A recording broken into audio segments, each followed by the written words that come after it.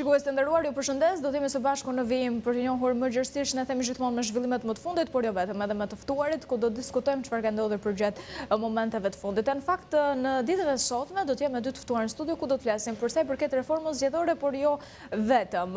Për nismën që veprimi qytetar dhe dy profesuese që unë kam në studio kanë ndërmarrë lidhur me një legjislacion zgjedhor të hartuar dhe të reformuar nga qytetarët si hapi duhur drejt demokracisë funksionale. Kam kënaqësinë t'ju prezantoj në studio dy profesues, zotin Edmond Çata, përshëndetje dhe faleminderit që jeni me ne sot, dhe zotin Ilir Aliaj. Faleminderit, kënaqësi. Zoti Edmond, doja ta nisja me ju dhe t'ju pyes në fillim, cili është mesazhi kryesor që ju doni të përcjellni? Reformë zgjedhore jo nga partitë politike, por nga qytetarët. Ky është mesazhi kryesor. Tani, pse është ky mesazh dhe jo dika tjetër? Gjatë gjithë këtyre viteve, për të mos thënë 30 vite, shqiptarët që votojnë janë mësuar me idenë që kur vjen puna për reformën zgjedhore, kjo reformë bëhet gjithmonë nga partitë politike. Kemi parë gjithmonë që partitë politike kanë bërë reformat një pasjeshme pa arritur të ndryshojnë dot problematikën që shoqërojnë zgjedhjet. Gjithashtu kemi parë edhe që grupe të ndryshme nga shoqëria civile, shoqata apo zëra dhe figura publike kanë folur ose janë investuar për reformën zgjedhore. Fakti që sot po flasim ende për reformën zgjedhore, sot është mbledhur përsëri komisioni dy palësh, PD, PS, për reformën zgjedhore. Kemi pasur disa tryeza të tjera, dje ishte një tryezë për reformën territoriale nga Instituti Studimeve Politike. Dje po ashtu ishte edhe një tryezë e partive politike të opozitës për ku është folur dhe për reformën zgjedhore. Tregon që reforma zgjedhore, ndonë se është folur që do të bëhet, nuk është realizuar. Veprimi qytetar merr përsipër që ndryshe nga përpjekjet e deri tanishme të vënë në qendër të reformës zgjedhore qytetarën, jo partitë politike. Partitë politike kanë qenë deri më tani në qendër të reformave dhe kanë provuar që kanë qenë në konflikt interesi, jo në shërbim të qytetarëve, dhe problemet nuk kanë sosur, por kanë vazhduar. Kështu që esenca e veprimit qytetar dhe ajo çfarë dallon veprimin qytetar nga të gjitha iniciativat e vjetra apo të reja, të tanishme apo të shkuara, është që kësaj radhe merr përsipër të vënë në qendër të reformës zgjedhore qytetarin, sepse konsideron që procesi zgjedhor është një mirë publike. Është një proces ku autoriteti dhe pushteti kalon nga individi, kalon tek struktura, kalon tek institucionet. Dhe në këtë proces, qytetari gjithmonë është thirrur për të votuar, por produkti i këtij procesi asnjëherë nuk ka konvenjuar me interesat e qytetarit. Dhe prandaj kemi dhe situata të tilla ku ka pabarazi vote. Parti që mund të kenë marrë 60.000 vota, kanë rezultuar me një deputet, ndërkohë që parti që mund të kenë marrë më pak vota, kanë marrë më shumë deputet. Pra, sistemi aktual që ne kemi është një sistem problematik dhe ne mendojmë që duke u shkëputur nga të qenë një sistem që artikulon interesat e partive, është në funksion të interesat të pak partive, duke u shkëputur nga këto dhe duke shkuar në funksion të interesit publik, të interesat të qytetarë, mund të prodhohet një reform më e mirë, më e denjë, gjithë përfshirëse në raport me reformat e tjera të përpashme. Pra këtë donit në të kuptoni kur thoni se do të jetë i hartuar dhe reformuar nga qytetarët, konkretisht? Atëherë, kur thuhet për reformën zgjedhore, është shumë kompleks kjo, sepse ne mund t'i ndanim me aspekte të ndryshme, shumë shpesh kemi dëgjuar të flitet për sistemin elektoral, debate për shembull bëhen për listat nëse duhet jenë të hapura ose të mbyllura, nëse duhet jenë partitë në koalicione përpara zgjedhore apo pas zgjedhore. Kemi folur për administrimin, kemi dëgjuar që flitet për administrimin e zgjedhjeve, pra nëse këto duhet bëhen, le të themi një nga çështjet më debatuara ka qenë nëse këto duhet bëhen nga komisionet partjake apo të departizohen. Kemi dëgjuar ose kemi që në gjithmonë dëshmimtar të ankesa në lidhje me aspektin e kandidimit, pra gara nuk ka qenë gjithmonë e barabartë midis partive politike, qoftë atyre të vjetra, qoftë atyre të reja, por edhe partive politike dhe individëve që duan të garojnë përtej partive politike. Kështu që në këtë kuptim financimi mund të qenë është një çështje tepër e debatueshme dhe mënyra se si fushatojnë partitë politike. Pra, nuk mund të shkohet dhe të pretendohet për një reformë zgjedhore pa bërë një paketë të plotë. Dhe prandaj ne artikulojmë reformë zgjedhore me një paketë të plotë që përfshin të gjithë legjislacionin. Sepse ajo çfarë ka ndodhur është që grupe të ndryshme nga shoqëria civile janë marrë me elementë të ndryshëm, po jo me të gjithë. Partitë politike bëjnë modifikime për aspekte që reflektojnë më mirë interesat e tyre, por nuk duan të prekin të gjithë. Kështu që tentativa jonë kjo është që në përfundim të këtij procesi të kemi një paketë të plotë që do të preki të gjitha gjërat, në të cilën do të mbahen parasysh interesat e partive politike, sepse janë aktorë brenda sistemit, por që këto interesat partive politike do të kombinohen me interesat e qytetarit, me interesat edhe të atyre qytetarëve që nuk janë në njërën apo parti tjetër politike, por që kanë të drejtën për të votuar, ftohen për të zgjedhur qeverisjen dhe institucionet e ditës. Kështu që reforma nuk është e thjeshtë, ka një sër çështje dhe për këtë arsye e rëndësishme është që kjo reformë mos jetë produkti një tavoline apo një momenti që mund të mediatizohet. Reforma duhet të jetë pjesë e një procesi në të cilën të ketë transparencë dhe në të cilën të mund të ofrohen të gjitha ata aktorë që janë investuar për atë reformë, parti politike apo edhe nga shoqëria civile, por që kjo reformë të reflektoj interesin publik, interesat e qytetarëve. Zoti Aliaj, pse mendoni se legjislacioni shqiptar, legjislacioni zgjedhor aktualisht nuk i shërben plotësisht drejtësisë funksionale? U tha më përpara dhe nga Mondi, por më lejo që ta plotësoj pak.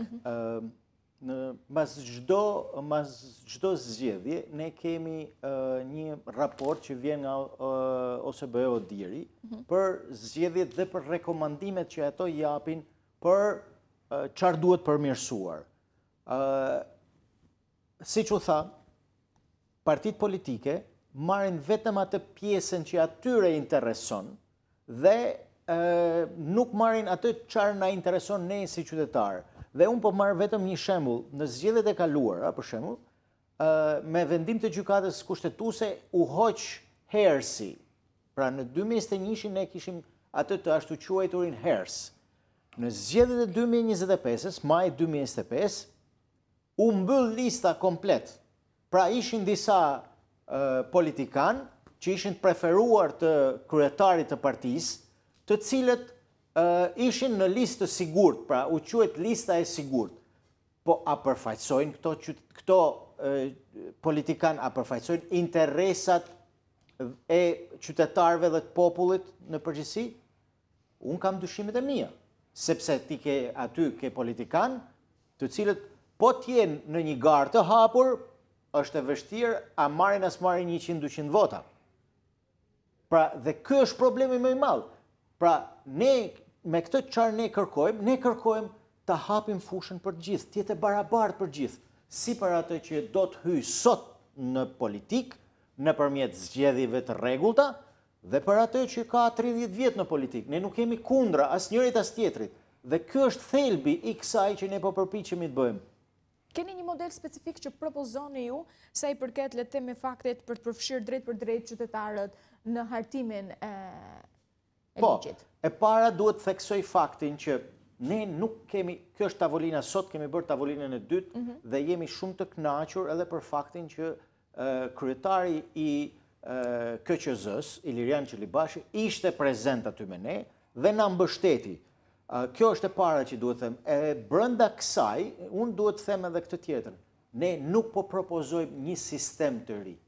Ne e kemi hedhur në një debat publik dhe janë të ftuar, ne kemi ftuar shumë personazhe të jetës së shoqërisë civile apo edhe individ të njohur në mediat shqiptare apo në politikën shqiptare, kanë ardhë si në takimin e parë, si dhe sot, por ne nuk është se e mbyllëm tavolinën. Pra, ne e kemi derën e hapur për këdo që do të kontribuoj me mendimet dhe eksperiencën e tij në këtë drejtim. Pra, ne nuk po shtrojmë në tavolinë një draft që zbashku po marr, me qenë se jemi me Mondin këtu, po marr unë edhe Mondi kemi vendosur një draft dhe po i drejtohemi qytetarëve, ky është ajo çfarë ne mendojmë. Jo, kjo është e hapur, hajdeni, kontriboni dhe ajo çfarë ne kemi planifikuar është që kjo të shkojë me një mënyrë ligjore që e parashikon kushtetuta. Pra, do marrim 20.000 firma të qytetarëve të Shqipërisë për ta bërë këtë iniciativë ligjore. Që t'jetë iniciativë ligjore që vjen nga qytetarët, nga populli, jo një iniciativë ligjore që vjen nga një apo dy individ. Pra, në qoftë se është veprimi qytetar sot ka 20-30 veta, ne kërkojmë që kjo t'jetë 20.000 veta, pra që të mos identifikohet as Ilirias Mondi apo dhe kolegë të tjerë, por të identifikohet me 20.000 emra qytetarësh. Cilat janë pikat më problematike të sistemit aktual që ju mendoni? Atëherë, kushtrohet çështja për ndryshim ka dy, ose revolucion, pa shkallmon ekzistuese në sjelljen e re, ose modifikim. Ani ne jemi vendi vetëm që sistemi zgjedhor e kemi futur në kushtetutë. Dhe përveç kushtetutës ka dhe ligje dhe kodi zgjedhor. Çështja është nëse duam të arrijmë ndryshim për të mënjanuar shumë nga efektet negative të vëzhguara, sidomos në zgjedhjet e fundit, cila është rruga që do të ndiqet? Do të kërkohet të ndryshohet kushtetuta, apo brenda kornizës aktuale do të synohet të modifikohen ato çfarë mund të bëhen pra nga pikpamja e ligjit dhe e kodit që janë të mundshme. Dhe ne mendojmë që dhe brenda kornizës aktuale, pa shkuar tek ndryshimi i kushtetutës, ndonse ka filluar të artikulohet ideja që kjo kushtetutë mund të ndryshohet, por edhe pa ndryshuar kushtetutën të mundësojmë ndryshime ligjore dhe në kohë të cilat në mënyrë efektive do të amortizonin mjaft nga efektet negative të vëzhguara. Nga pikpamja e strategjisë, kjo është një element thelbësor. Tjetër, procesi jonë, janë 3 fjalë kyçe që karakterizojnë procesin tonë. Në pari është një proces, pra nuk është një tavolinë e financuar nga një autoritet apo një organizat që bën një takim që shpall disa produkte dhe kaq. Jo, ky është një proces që do të kalojë duke shqyrtuar të gjitha ato aspektet që janë sensitive për mjaft nga njerëzit dhe që duhen reformuar.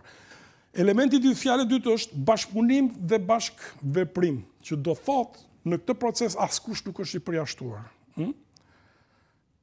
Vetë qytetari nuk mund të marri përsipër të bëjë reformën, sepse duhet të dish. Por duke i ftuar të gjitha ata njerëz që janë investuar më përpara, qoftë persona publik, qoftë organizata të shoqërisë civile, pra të arrijmë të prodhojmë një produkt, pra me inputet nga të gjithë, pa me kontributin e të gjithëve, dhe ky input të ketë si busull udhëheqëse interesin publik. Pra, unë e thash që ne e njohim, e pranojmë që partitë politike janë aktorë të rëndësishëm, i njohim që ato kanë interesat e tyre, dhe do t'i përfshijmë, i marrim, është e natyrshme të përfshihen, por ne nuk mund të pranojmë që një legjislacion zgjedhor të identifikohet me interesat e një partie të vetme. Mendoni se është në thonjza mbajtur peng reforma zgjedhore nga interesat e partive të mëdha? Fakt foli pak zoti Aliaj për sa i përket kontributit të partive në përgjithësi, po me që ju ndalet këtu një ndërprerje. Ne kemi patur reformë zgjedhore, por ajo është njëjtësuar ose identifikuar me interesat e një partie specifike, kush ka qenë partia më e fuqishme. Ideja jonë është që të mos shohim kjo reformë zgjedhore, të mos marrin konsiderat vetëm interesat e dy partive të mëdha, por të marrin konsiderat dhe interesat e partive të reja, dhe për më tepër të marrin në konsiderat, pra të krijojë një garë proporcionalisht të barabartë të gjithë aktorëve, përfshirë dhe individ. Një dallim i rëndësishëm për shembull mes tryezës që u organizua dje nga opozita dhe nismë son është pikërisht fakti që jo vetëm që ne vëmë në qendër qytetarin dhe jo partit politike, por dhe kur vjen puna për partit politike, ne nuk e kufizojmë impaktin dhe përfshirjen brenda produktit ton vetëm të partive opozitare dhe partit opozitare dhe të individëve që duan të kandidojnë, sepse në idenë tonë është ne jemi të interesuar të krijojmë një garë me kushte të barabarta si për subjekte që janë parti politike, ashtu dhe për individ. Zoti Ali, keni propozuar një draft konkret ose rekomandime të shkruara në këto dy takime, po ndoshta edhe që mendoni në vijim? Jo, ne, siç e thash edhe më parë, ne nuk kemi një draft konkret. Ne kemi ngritur sot në tavolinën, kemi ngritur sot 4 grupe, ku janë shtyllat kryesore që ne mendojmë që duhen bërë këto ndërhyrje, dhe këtu kemi sistemin, pra do vi nga gjithë antarët e grupit, pra do vi çfarë sistemi preferohet. Ne sot kemi sistem rajonal me 12 rajone, qarqet, ndara. A duhet vazhdojmë me këtë? Apo jo? Pra duhet vi nga njerëzit, nga qytetarët, nuk mund vi nga dy individ.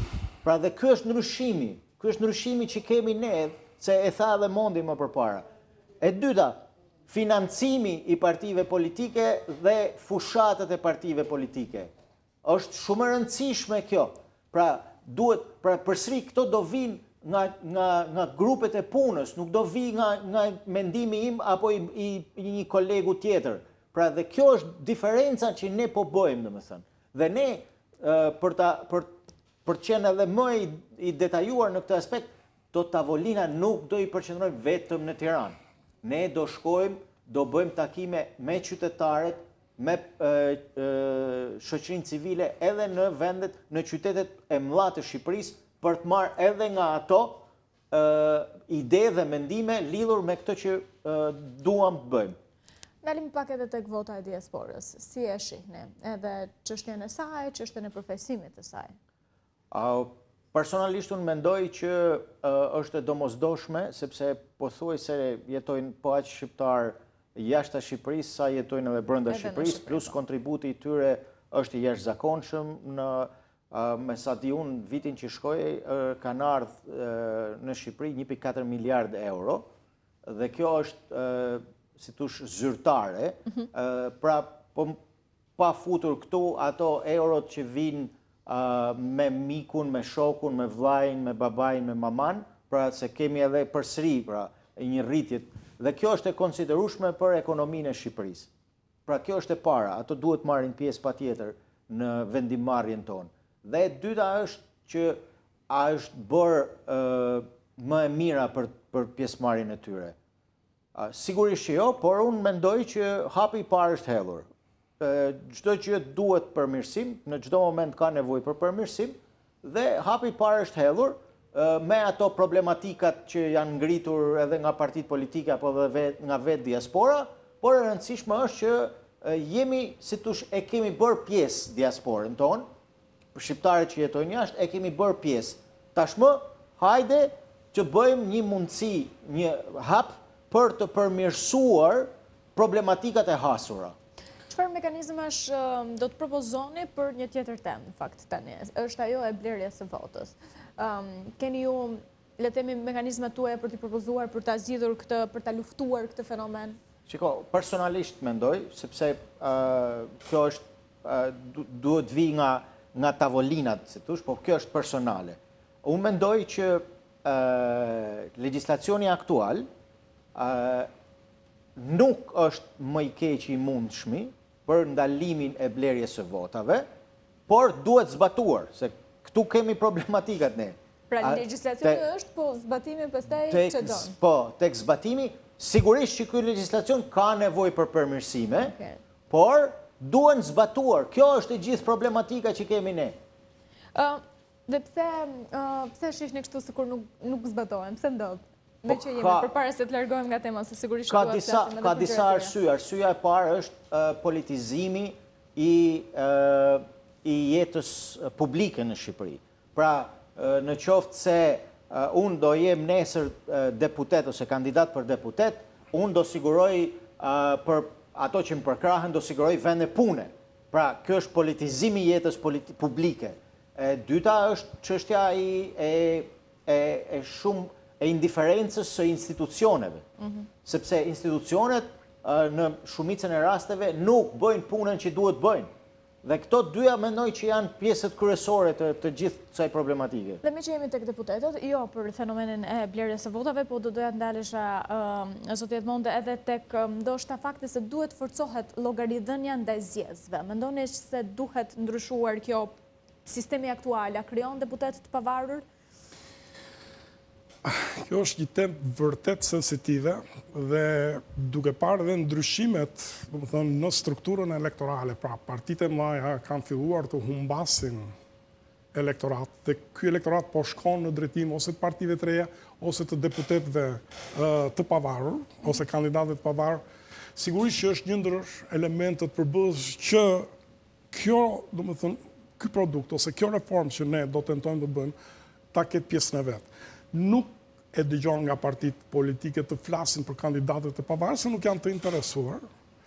Dhe për këtë arsye e jona është me një frymëmarrje shumë më të gjerë se e çdo produkti që mund të vijë nga partitë politike. Por ajo që doja unë të theksoja është që tavolinat, qoftë edhe ato që bëhen publike, nuk të tregojnë gjë për procesin, çfarë ndodh realisht aty. Unë dhe Iliri si vendosim. Nuk ta tregojnë, sepse tavolinat përgjithsisht ose hapin sipari në një gjëje, tregojnë që filloi u bë kjo gjë, ose janë përfundimi, sipari mbyllës, pra pasi janë përfunduar të gjithë gjërat, mblidhet i tavolinë dhe thuhet që ky është produkti. Sfida jone vërtet është pikërisht procesi që do të zhvillohet ku për një çështje specifike do të ketë zgjidhje ose mendime nga më të ndryshmet se çfarë zgjidhje i duhet dhënë. Dhe në këtë pikë ka shumë rëndësi që në këtë proces të marrin pjesë ata që e njohin setin specifik ose dhe problemet në një vështrim më të gjerë që kanë të bëjnë dhe janë më pikante për sa i përket reformës zgjedhore. Qytetari në këtë pjesë do të jetë pjesëmarrës përmes, si thuash, figurave publike, përmes këtyre personave apo organizatave nga shoqëria civile që do të ofrojnë një produkt në interes të tij.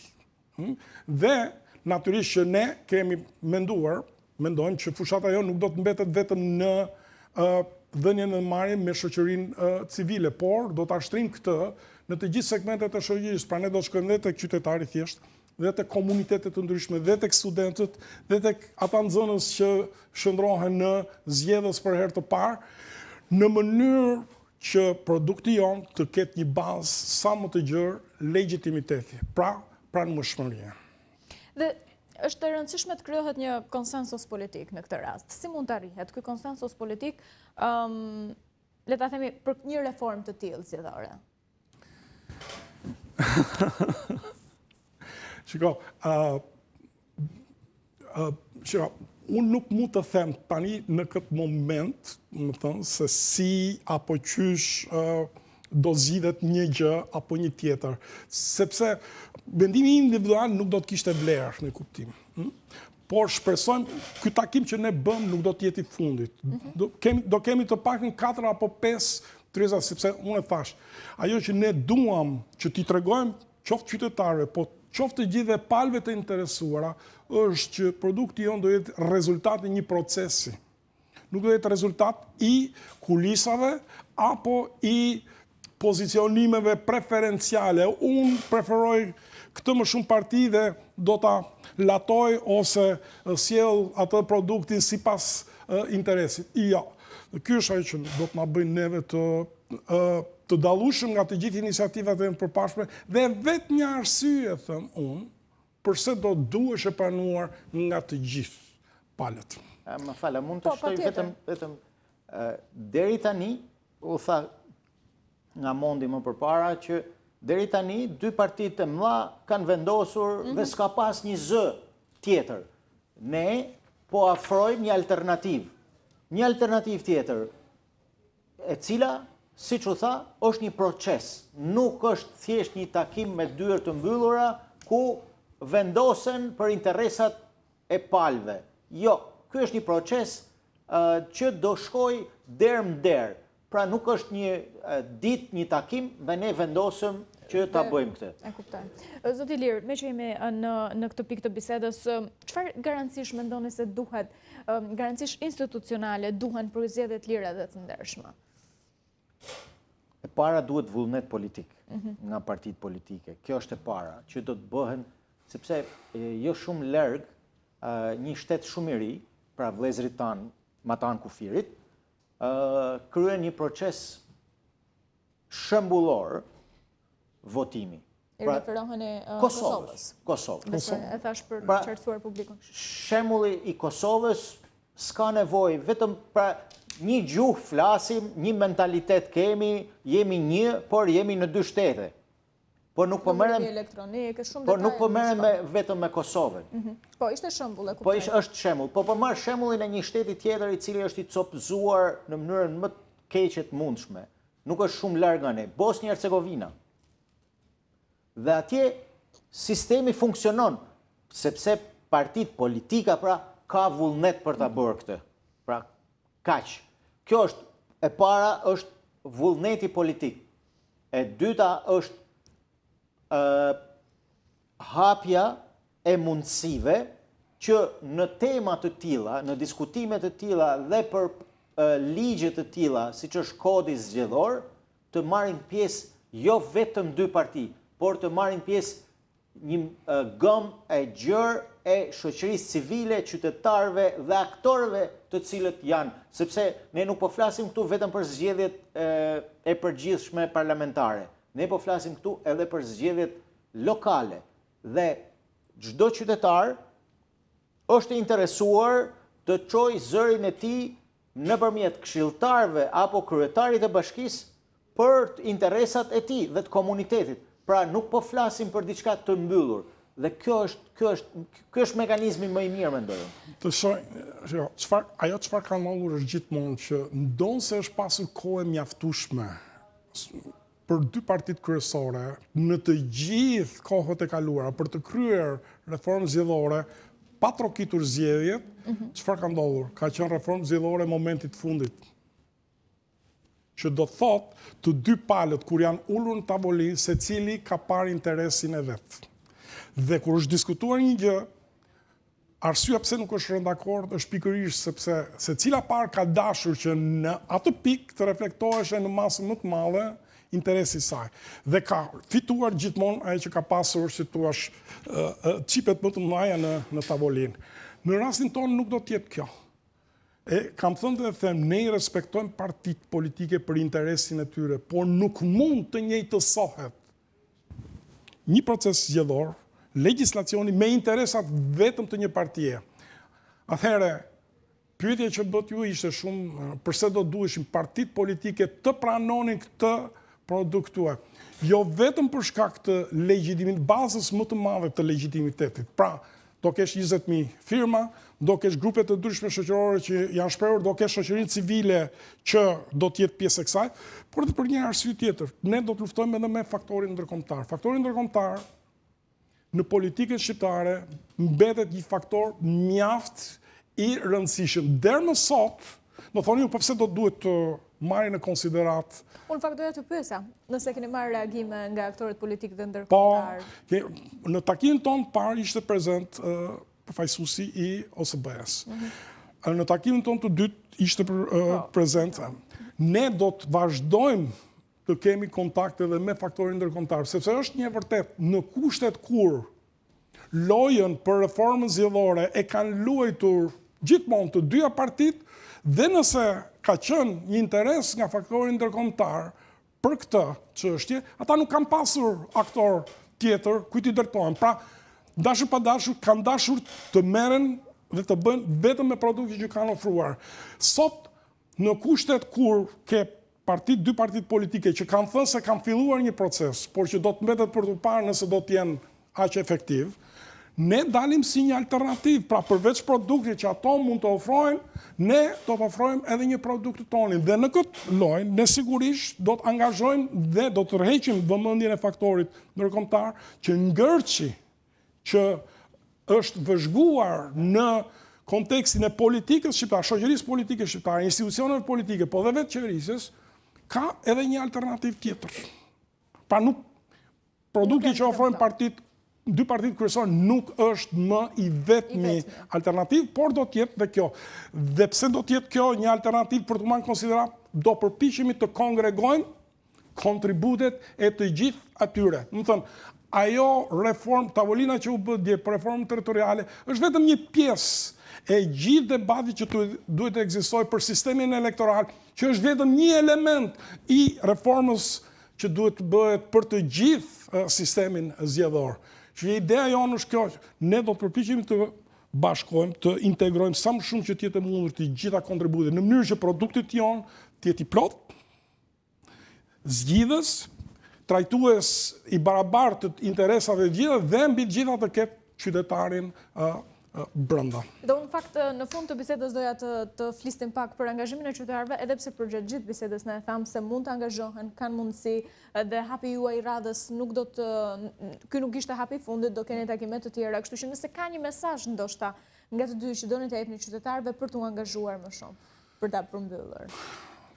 Mesazhi im është koha që vota jote qytetar të mos shkoj dëm, që dëshira jote për tu përfaqësuar të realizohet, që demokracia të mos jetë në fasad, por demokracia të jetë realisht funksionale, sepse veprimi qytetar për këtë është, për një demokraci funksionale. Kjo është më e rëndësishme. Zoti Ilir? Jo, nuk do të shtoj asnjë gjë sepse është e plotësuar gjitha me mesazhin që lëshoi kolegu Mondi dhe unë jam krejtësisht dakord për këtë. Mirë, unë ju falenderoj shumë që ishit me ne në studio dhe ju uroj suksesa. Faleminderit, Messi. Falenderim, është jonë. Shikues të nderuar, ne do të shkëputemi për pak çaste publicitet, qëndroni me ne për zhvillimet më të fundit.